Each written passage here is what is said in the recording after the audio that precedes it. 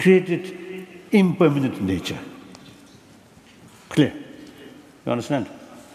Of course, my English very bad, and vocabulary very limited.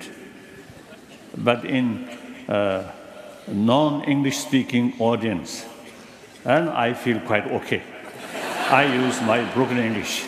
You don't know whether this is correct or not. But like England, then sometimes I feel a little embarrassed. In Hungary, it doesn't matter. So in any way, so there is a law of causality.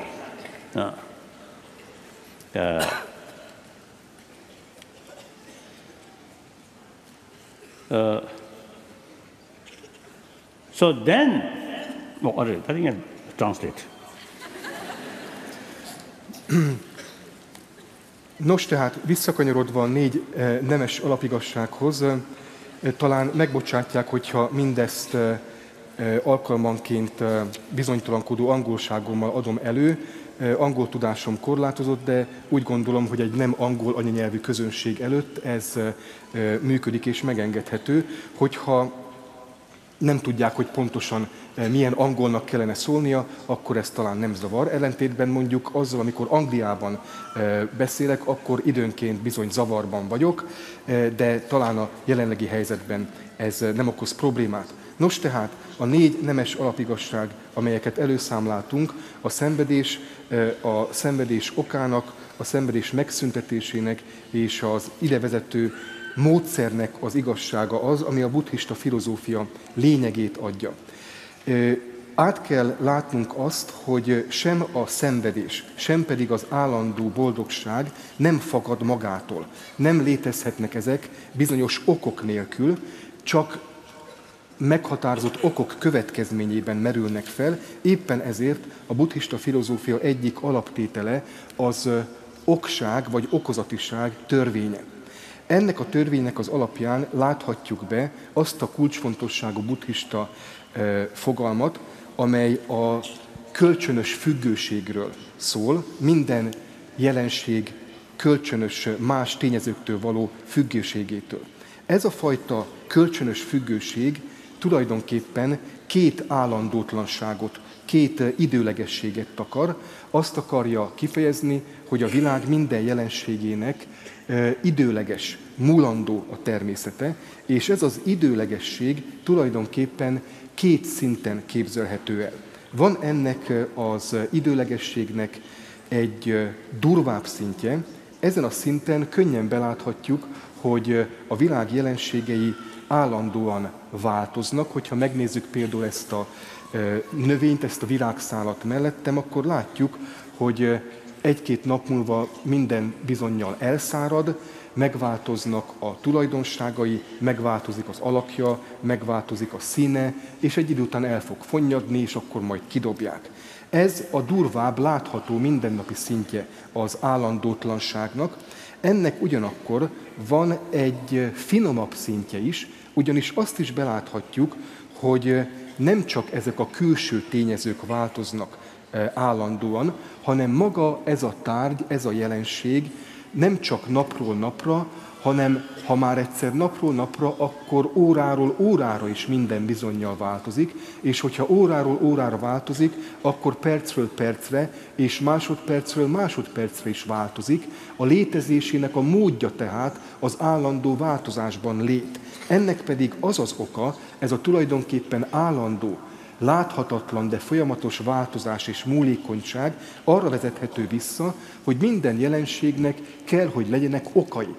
Na már most ennek a jelenségnek az okai maguk is állandótlanok, átmenetiek, és hogyha a jelenséget okozó ok állandótlan és átmeneti, akkor nyilván az állandótlan és időleges ok csak állandótlan és időleges eredményt tud produkálni.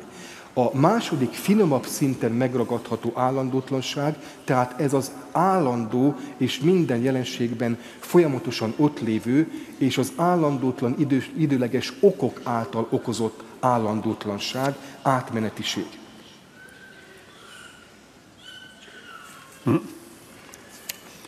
Now that's one level of the meaning of dependent arising. Now another level of dependent arising. That's the it is something necessary to know that in order to recognize or in order to pinpoint about the ultimate ignorance. Ultimate ignorance means misconception of ultimate reality. Misconception. So, in order to know the subtle level of misconception, we have to know the ultimate reality. Otherwise, you see, we will not realize that. So now the ultimate reality, which we call the term shunya, emptiness, selflessness, or yesterday I mentioned absence of independent existence. Now here, fruit or result depend on its own causes and the condition. It is quite obvious. I think to some extent even animal can understand that. Now here, the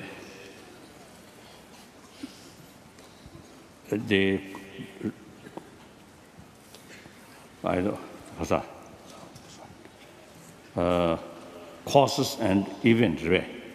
Causes and effects. Causes, event or result depend on its own causes. It is clear. Now, the causes itself again come from its own causes. Yesterday, also I mentioned, you see, beginningless. So now the concept of cause and effect, no absolute. Cause itself, compare its own causes, its effect. And compare its own effect, it becomes causes. So now that's the cause not produced by effect, but in order to become cause, entirely depend on its own effect. Now there's another level of meaning of interdependency. The law of causality, that level, the event come later, cause come first. Then the very concept of cause depend on result or event. Although not necessarily, you see, event come first, then cause, not that way. But the very concept, the reality being cause due to result. Without result, it will not be cause. So the reality, in reality, cause itself entirely depend on its own effect. Clear? That the Judan Devu Nachichen Chunkish Memberche. Devu de Juji Memberche. Read the Dui Rangshin to do more Kevala Devu Tershi. That the Karshi was the winner, do to share. Teda Churchy Chat Chajan Yala the Yala Chen. Then they that charge lesson. Then they consider sometime in